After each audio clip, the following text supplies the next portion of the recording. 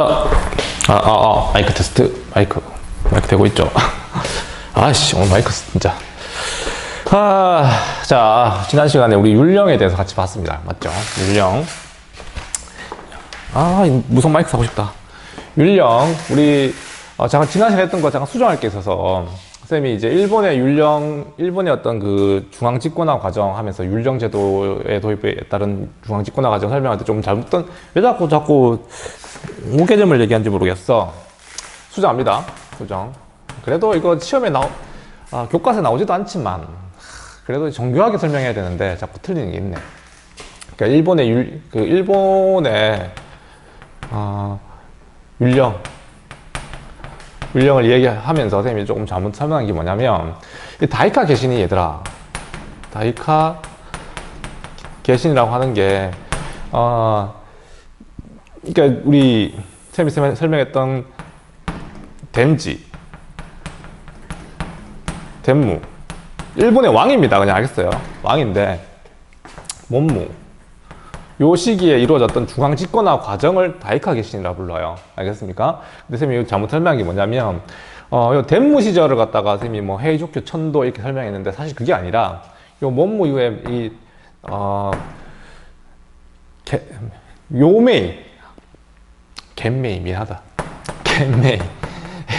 겐메이 천황 시절에 이제 수도를 갖다가 원래는 야마토였다고. 야마토 말고 또 뭐 나니와라는 것도 있지만, 하여튼 결국 이제 수도를 갖다가 어디로 정하게 되냐면 헤이조쿄.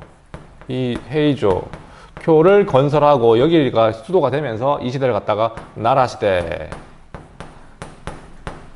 불러요. 알겠습니까? 이 겐메이 시절에 이제 나라 시대가 열리는 거야. 쌤이 여다 적어줬지 싶어요. 알겠습니까? 뭐 구체적으로 얘기한다면 다이카 개신이 얘기했잖아. 그 중앙집권화 과정이라고. 뭐 공지국민제, 국민제라고 하는 어떤 그 국유화 선포는 덴지 때 이루어졌고요. 그 다음에 이거에 따른 반전수습법이라든가 이런 것들 뭐 다 설명했으니까 이해하면 되겠고, 그 다음에 저 덴무 시절에는 천황이라고 하는 게 처음 생겨요. 천황. 얘가 이제 최초의 천황인 거야. 알겠습니까? 천황이라고 하는 이 명칭을 처음 사용한 건 덴무 때부터입니다. 천황. 나라 이름도 있던 국호를 갖다가 일본어로 처음 만들었어요. 일본이라고 하는 걸 처음 지었던 게 바로 요 덴무 때 시절이고, 선생님이 마지막에 했던 이 몸무 때는 이제 율령, 다이호 율령. 이호 율령이 이제 요때 이제 반포가 됐다고 알려져 있습니다. 알겠습니까? 어쨌든 요런 과정들 자체를 갖다가 1년에 중앙집권화 과정을 갖다가 우리는 다이카 개신이라고 부른다. 이렇게 정리해 놓고, 알겠습니까? 갑시다. 알겠습니까? 어쨌든 중요한 건 지난 시간에 일본의 율령제도 있어가지고 제일 중요한 체크 포인트는 얘들아, 다른 데에서 보는 거랑 다른 거는 뭐 특징적인 거는 일단은 이관팔성이라고 하는 거, 복수바자가 아니냐, 알겠습니까? 이관팔성이라고 하는 독특한 어떤 중앙집권체제, 중앙정치제도. 그 다음에 쌤이 지방제도를 설명 안 했네. 지방제도는 국, 군, 리 요렇게 이어집니다. 알겠습니까? 지방의 국시, 군시 이렇게 보내가지고 지방관을 파견했다고 알려져 있어요. 이게 지방제도. 알겠습니까? 그 다음에 또 굉장히 중요한 거는, 일본에서는 과거제가 시행된 적이 있다 없다? 없다라는 거. 알겠습니까? 관료 선발제도로서 과거제는 일본은 메이지 신정까지도 시행된 적 없습니다. 알겠습니까? 이게 되게 중요한 거예요. 관직 임명권을 가지고 있는 그 쇼군이라든가 이런 애들이 임명하는 거지 뽑는 게 아니었어요. 알겠습니까? 어쨌든 이런 어떤 독특한 정치 체제를 가지고 일본은 동아시아에서도 좀 독특한 어떤 그 역사 전개가 이루어집니다. 그래서 보면 그냥 막부, 그냥 가마쿠라 막부, 무로마치 막부, 그 다음에 또 에도 막부 이렇게 쭉 이어지는 일본의 어떤 정치 과정들이 되게 특이해요. 알겠습니까? 뭐 우리나라나 중국은 전부 다 문신들 중심으로 국가가 이루어지는데, 국가 운영이 이루어지는데, 얘들은 무신 정권이 그냥 천년 같다 생각하면 됩니다. 알겠습니까? 이런 것들이 이제 독특한 일본의 정치 제도다. 잘 이거 잘 나옵니다. 알겠습니까? 체크해 주세요. 자, 이렇게 정리하고 오늘은 이제 불교 들어갑니다.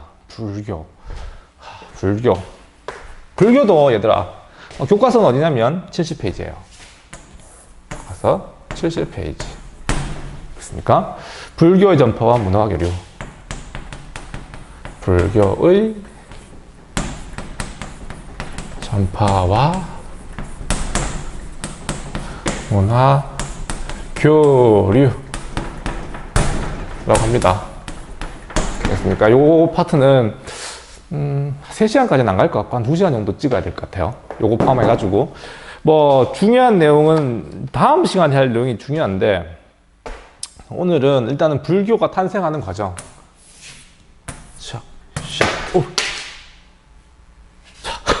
자, 불교가 탄생하는 과정 한번 보고요. 일단 여기 지도 하나 쫙 그리고 하면 되게 수업이 있어 보입니다. 선생님은 좀 있어 보이는 거 좋아하기 때문에 딱 봐도 뭐가 있어 보이잖아요. 자, 딱 그리면 바로 뭐 세계 지도죠 뭐. 자, 5세 아니야도 그립시다. 자, 일본 막. 자, 거의 지도 세계대로 그려줘야 됩니다. 일단은 오늘 주제가 이제 불교예요, 불교. 이 불교가 어디서 어떻게 탄생해가지고 우리 동아시아에 장연해지는가 하는 문제 이야기부터 한번 해볼게요. 인도를 얘기해야죠. 그 인도는 뭐 알다시피 제일 높은 산 에베레스트 에베레스트가 있는 이 높은 산을 갖다가 히말라야라 부르죠. 그러니까 인도는 사실 되게 위쪽으로 북쪽으로 큰 산맥들이 막혀 있지. 슐레이만 산맥, 그 다음에 여기 파미르 고원, 천산 산맥, 근륜 산맥, 이렇게 여기도 마찬가지. 티베트 고원. 그러니까 이 중앙아시아에서 시작된 이 불교라고 하는 건 일단 탄생 자체가 중국 자체가 아니잖아요, 맞죠? 그래서 일단은 뭐 같이 봅시다. 흘러내리는 강, 무슨 강? 뭐 이게 되게 아트하죠. 역사는 이렇게. 자, 인도에는 큰 강이 있습니다. 알다시피 압록강, 두만강인가? 그게 뭡니까? 자, 이게 인도 문명의 시작을 뭐 인더스 문명이라고 부르잖아, 맞지? 그 인더스강 맞죠? 요거는 겐지스강. 인도 역사의 중심은 사실 여기에죠, 맞죠? 아리아인의 침입과 함께 시작된 이쪽 지역을 중심으로 발달했던 인도. 자, 일단은 인도에서 시작된 이 불교가 어디서 시작됐냐면 여기 가야라고 하는 곳입니다. 알겠습니까? 여기서 불교가 시작됐는데, 이 불교가 탄생하기 이전에 인도의 모습을 잠깐 설명할게요. 인도는 사실 아까 얘기했다시피 북쪽에 아리아인이 있지. 아리아 밥 먹고 아까 좀 힘이 납니다. 오전에 수업했는 거 음성이 안 찍혀가지고 좌절하면서 찍었지만, 자, 이거 중학교 때 했던 거 잠깐 생각해 보면, 이 인도는 처음에 원주민들이 있었어요. 그 인더스 문명이라 부릅니다. 근데 북쪽에서 아리아인이 철기 문명을 가지고 있었던 이 아리아인이 인도 북부 지방을 중심으로 이렇게 쳐들어오게 되죠. 그래서 인더스 문명이 몰락하고 새로운 어떤 중심지로 이 겐지스 강가에다가 이제 문명을 건설하게 되는데, 그래서 인도의 역사는 이제 아리아인이 이제 탄생시킨 거야. 이 아리아인들이 이 인도에 들고 들어왔던 이 종교가 뭐냐면 브라만교라고 하는 거였었어. 브라만교. 들어본 적 있는지 모르겠어. 브라만. 그건 기억난다. 이제 인도에서 뭐 카스트 제도를 해가지고 최고 높은 신분을 갖다가 브라만이라 불렀잖아. 그건 기억납니까? 브라만, 크샤트리아, 바이사, 슈드라. 맞죠? 인도의 카스트 제도. 그러니까 이게 인도의 불교를 이해하려면 일단 카스트 제도부터 이야기해야 돼. 그러니까 다시 말하면 이 부다가야에서 깨달음을 얻었던 사람이 바로 누굽니까? 부다가야에서 깨달음을 얻었던 사람이 바로 누구예요? 그 불교를 탄생시킨 사람. 뭐니 뭐니 해도 석가모니죠. 석가모니. 원래 본명은요, 고타마 시타르타. 고구마 시꺼물까? 아이, 그만할게. 자, 이 석가모니가 이 불교를 처음 이제, 종교를 만든 건 아니야. 알겠습니까? 불교는 뭔가 이렇게 막, 석가모니를 갖다 신격화시키는 그런 종교가 아니야, 사실은. 깨달음의 종교였다고. 뭘 깨달았냐면, 브라만이 강조하는 게 바로 그런 신분제도거든요. 알겠습니까? 엄격한 카스트 제도를 되게 강조하면서, 브라만과 크셔트리아 계급이 지배계급이었고, 그 밑에도 수많은 그 인도의 계급들이 있습니다. 이런 어떤 엄격한 개서제, 신분제, 신라의 골품제와 맞먹는다 보면 됩니다. 알겠습니까? 그 정도로 엄격한 신분제를 강조하는 게 브라만교예요. 종교의식 되게 중요시하고. 자, 그런데 이 석가모니는 그걸 극복하려고 했던 거야. 그러니까 이런 어떤 친분 질서, 그 다음에 엄격한 종교의식, 이런 걸 뛰어넘어서, 깨달음에 이르고자 했던 거지. 그리고 얘들아, 말로 설명하니까 그냥 알아주냐. 이 브라만교에서 얘들아, 이건 이제 윤리 시간에 또 다루지 싶은데, 그냥 역사쌤이니까 되게 좀 아주 얕게, 알겠습니까? 불교를 내가 깊게 설명할 수 없어요. 잘 몰라요. 그냥 역사적인 측면에서 다룰 수 있는, 이게 브라만교에서 되게 강조한 게 뭐냐면, 얘들아, 윤회라고 하는 거야, 윤회. 윤회는 불교에서 많이 듣던 거 아닌가? 윤회가 뭡니까? 윤회는, 그러니까 이 인도 사람들은, 따로 사후세계를 만들지는 않았어요. 다시 무슨 말이냐면, 삶 이후에 또 다른 삶이 있다고 봐. 그러니까, 환생하는 개념이죠. 지금 죽으면 다른 무언가로 다시 태어나고, 다시 태어났으면 다시 죽고, 삶과 죽음을 이렇게 무한 반복하는 거지. 이렇게 돌고 도는. 그걸 윤회라 불러, 윤회. 이게 무슨 말인지 이해되지? 윤회는, 이게 벗어날 수 없는 거야. 사람은 삶과 죽음을 갖다 계속 무한 반복하는 거죠. 그게 이제 세상의 모든 존재가 그렇다고 설명하거든요. 그러니까 이 브라만교에서 왜 윤회를 강조하냐면, 신분 질서가 있어. 신분 질서. 제일 꼭대기에 브라만이지. 그 다음에 크샤트리아지. 바이스하지. 수드라지. 이거를 어떻게 설명하냐면, 지금의 브라만이라고 하는 이 존재는 과거에는 수드라이기도 했었고, 또는 뭐 바이샤이기도 했었어요. 다시 말하면 윤회는 브라만이 다시 수드라가 되기도 하고, 그 다음 생에선 다시 이 수드라가 브라만으로 태어나기도 하고, 이렇게 지금 삶의 업에 따라 가지고 계속 이렇게 재탄생하는 거지 뭐. 이해됩니까? 이걸 윤회라 불러요. 자, 하여튼 윤회는 무슨 말인지 이해되죠? 그러니까 지금 내가 되게 천한 신분이야. 그렇지만 지금 천한 신분으로 태어났지만 이 천한 신분으로서 업을 다 하면 그 다음 생에서는 뭐야? 브라만으로 태어날 수도 있는 거고, 브라만으로서 또 자기 역할을 다 하게 되면 또 다른 뭐 굉장히 더 좋은 자가 될 수 있고, 근데 뭐 브라만으로 태어났다가 제대로 업을 달성하지 못하면 뭐 다시 개미가 되기도 하고 소가 되기도 하고, 하여튼 이렇게 존재가 계속 돌고 돈다는 게 윤회입니다. 이게 어떻게 말하면 이 윤회라고 하는 거는 신분 질서를 강요하는 거죠. 이게 무슨 말인지 이해됩니까? 윤회라고 하는 이 사상이 단순히 삶과 죽음을 갖다 이야기하는 게 아니라 신분 질서를 갖다가 되게 정당화시키는 논리로 사용되고 있었습니다. 브라만교는 그랬다고요. 알겠습니까?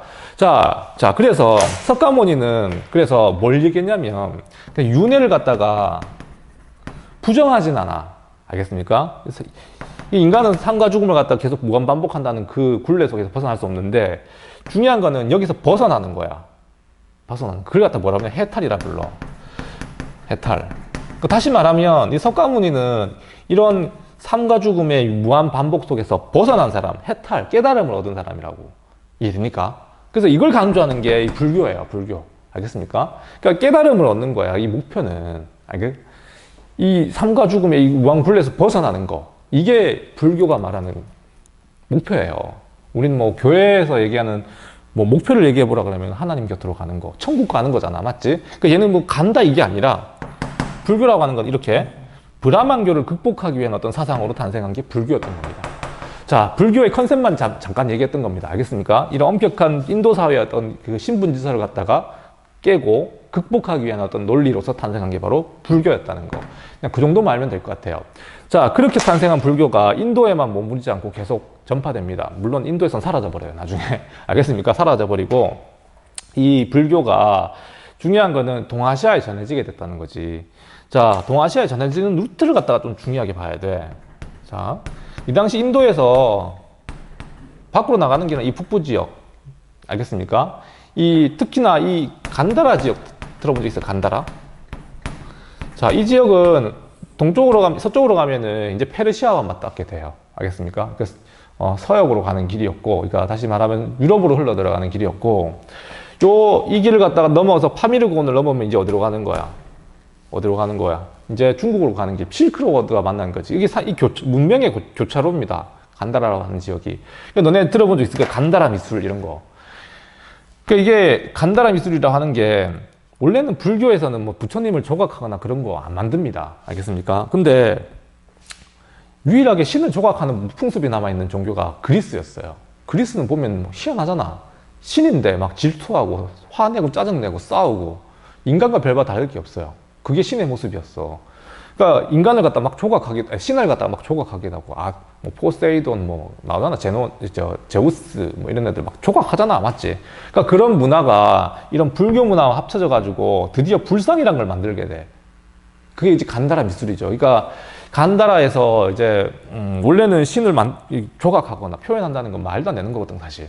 그렇거든. 이슬람은 지금도 그렇습니다. 알라를 갖다가 막 그리거나 하는 거 본 적 있습니까? 그러다가 하면 처형당합니다. 알겠어요?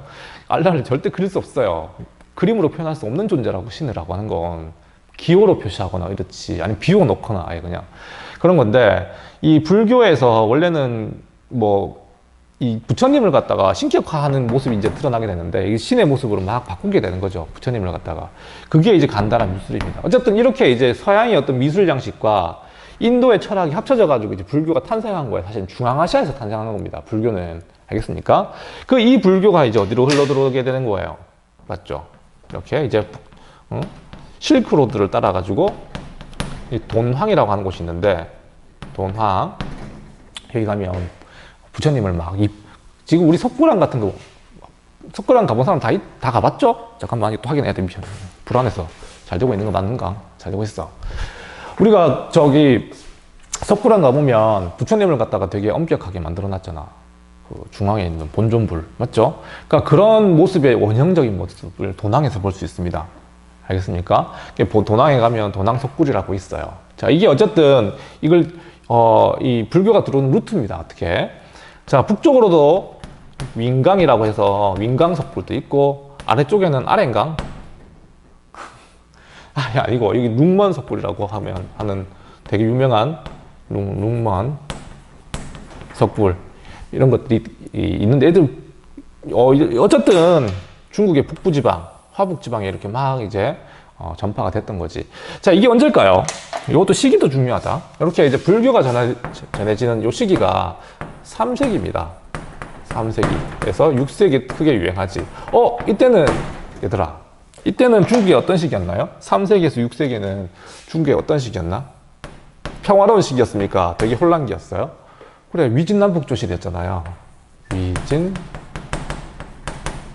위진남북조. 물론 그 이전에도 불교를 갖다가 연구하던 사람들은 있었습니다. 알겠습니까? 서역승이 서서히 흘러들어오기 시작했지만 본격적으로 불교가 막 융성하기 시작했던 거는 요 시기예요. 3세기에서 6세기. 왜냐하면 우리가 같이 배워서 이제 알 거예요. 이 시기는 중국인이 주인공이었어. 북방의 유목민족이 막 나라 세우던 시기였어. 그렇지. 북방의 유목민족이 막 중국에 들어와가지고 나라 세우고 했던 시기였잖아. 북위 같은 나라, 선비족 같은. 그러니까 유교 문화가 이때 많이 쇠퇴했던 건 이해되죠? 한족이 만들었던 이 유교 문화는 쇠퇴해버리고, 이 불교라고 하는 건 어차피 중국에서 발생한 것도 아니야. 맞죠? 이 중앙아시아에서 흘러 들어온 건데, 이런 걸 이용해가지고 왕권강화에 크게 활용했던 나라들, 대표적인 나라가 북위 같은 나라가 있었습니다. 북위. 북조에서 있었던 북위. 알겠습니까? 자, 그래서 우리 알다시피 이 불교가 고구려에는 소수리망 때 수입이 되죠. 수입이 되고, 백제 같은 경우는 언제입니까? 침류왕 때. 기억나는가? 그 다음에 신라는 언제 들어오게 되죠? 버풍왕 때. 맞죠? 각각 시기적으로 보면다면 고구려 백제가 제일 빨랐고 그 버풍왕 그 6세기 때 사람입니다. 그 되게 늦죠. 어쨌든 간에 이 시기에 이제 동아시아의 불교가 한반도에도 전해지게 되고 그렇게 이제 전개가 됐던 거죠. 자, 어쨌든 이렇게 전해진 불교. 그래서 이 불교가 이제 일본에도 전해지게 되지. 그 다음 시간 주제는 중국과 한국과 일본의 불교의 모습을 갖다 비교하는 겁니다. 지금 하는 거는 전파되는 과정을 하고 있는 거예요, 지금. 알겠습니까? 전파되는 과정을 하고 있는 거고. 이렇게 동아시아에 전파된 이 불교는 북방불교. 북방불교. 또는 이걸 대승불교라고 부릅니다. 대승불교. 불교라 부르고. 자, 특징이 있어, 특징. 아까도 얘기했다시피 이거는 주로 이제 불교의 본연의 모습과는 조금 거리가 멀어져요. 그러니까 이 국가가 주도적으로 이걸 수입하거든요. 국가가 이걸 주도적으로 수입하는 목적은 우리가 아까 배웠다시피 전부 다 왕권 강화와 관련이 있었잖아. 맞죠? 자, 다시 말하면 특히 이 북쪽으로 전해졌던 이 불교가 왜 대승이라 부르냐면, 얘들아, 대승이라 부르냐면 이 초창기에 발생했던 이 불교는 사실은 개인의 깨달음이야. 다시 말하면 깨달음에 이르는 게 이제 불교의 목표인데, 깨달음에 이르려면 개인 스스로 수행을 해야 되는 거야, 사실은. 이해됩니까? 그 개인 스스로 머리 깎고 승려가 돼가지고 이제 수행을 해야 깨달음을 얻게 되지. 근데 대승불교는 그게 아니라 개인의 깨달음이 아니라 내 깨달음을 갖다가 다른 사람에게 전파하는 거, 이런 걸 되게 강조했었거든요. 이거 보살이라 불러요. 보살. 보살 역할. 그 보살은 쉽게 얘기하면 보살이라고 하는 거는, 얘들아, 보살이라고 하는 거는 부처님만큼이나 깨달음에 이르는 사람을 말해. 알겠습니까? 아직 뭐 완전한 해탈이 이른 건 아니지만, 그 정도 수준까지 어느 정도 깨달은 사람들이야. 그걸 갖다 보살이라 불러. 쌤도 되게 당신들 보면 되게 답답하거든요. 그렇지만 나의 그 지식과 이 깨달음을 갖다가 막 전파를 하잖아. 이게 대승불교야. 그러니까 이 대승불교는 비록 당신들은 선생님이 아니지만, 역사 공부를 제대로 해보지 않았지만 이렇게 쉽게 막 설명해주고 막 이렇게 깨달으라고 얘기해주잖아. 이게 이제 함께 깨닫기 위해서 하는 거지. 함께 깨닫기 위해서. 그 대승불교에서는 굳이 승려가 되지 않더라도 깨달음이 이룰 수 있습니다. 누구를 따라다니면? 보살님을 따라다니면. 알겠습니까? 그래서 보살님의 역할이 되게 중요한 거예요. 그래서 이게 대승불교라 부르는 거예요. 함께 깨닫는 걸 강조하니까. 알겠습니까? 그래서 이타행을 강조합니다. 이타행. 다른 사람에게 깨달음을 전하는 행위. 알겠습니까? 다른 사람에게 깨달음을 전하는 행위를 이타행이라 불러요. 알겠습니까? 그 다음에 또 하나의 중요한 건 약간 호국불교의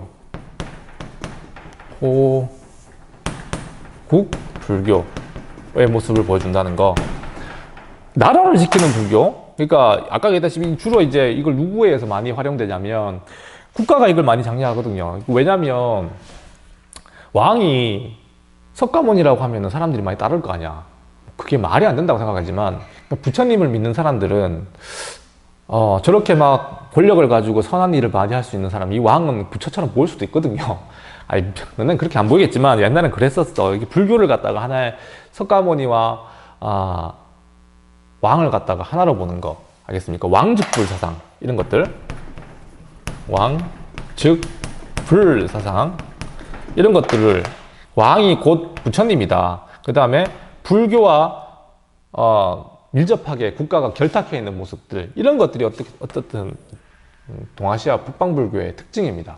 알겠어요? 왕권 강화 또는 국가의 어떤 통치 수단으로서 불교를 갖다가 적극적으로 활용했던 거였죠. 자, 그런데 또 하나의 불교의 모습은 원래 오리지널 불교의 모습이에요. 그걸 갖다 우리 뭐라 부른다? 이건 들어봤을 거야. 주로 이제 이건 남방불교라고 부르는데, 이 오리지널 불교가 바꿨습니다. 인도에서 이제 주로 이제 동남아시아에 많이 전파되거든요. 동남아시아 요 지역. 알겠습니까? 요 지역에 전파되었던 이 불교. 알겠습니까? 요 지역, 지금 태국도 가면 불교 국가입니다. 알겠습니까? 이 동남아시아에 유행하는 이 불교는 남방불교. 불교라고 하고, 다른 말 이건 소승불교라고 합니다. 소승불교. 이 소승이라고 하는 말은 사실은 이 대승불교에서 이렇게 낮춰보는 말이야라고, 뭐 자기도 소승이에요 이렇게 하는 게 아니고, 그렇게 얘기하는 게 아니고, 남방불교는 이제 보통 이제 자기 스스로 깨닫는 거. 그 이제 동남아시아 태국 같은 데 가보면 알아. 되게 불교가 되게 특징이 있어. 우리나라 불교와는 많이 다르다는 느낌을 받을 거예요. 알겠습니까? 어쨌든 불교는 크게 보면 북방불교와 북방불교는 대승불교라고 부르고, 대승불교는 보살의 역할이라든가 이타행이라든가 왕집불 사상이라든가 이런 걸 통해 가지고 국가의 어떤 역할과 왕권 강화에 기여했다는 거. 얘들은 주로 이제 동남아시아에 지금도 남아있는 불교가 이 남방불교라고 하는 거. 크게 이제 불교의 종류를 갖다 얘기하는 거 수준에서 오늘 요거는 정리하면 될 것 같아요. 이거 어려운 부분은 아니고, 한 요 정도만 좀, 화면 밖으로 안 나갔죠? 요 이제 대승불교의 특징 정도만 좀 정리해 놓으면 될 것 같아요. 이거 어려운 부분 아니니까. 중요한 건 어쨌든 불교가 전파되는 건 루트는 잘 보세요. 알겠습니까? 실크로를 따라서 들어왔다는 거. 여기까지.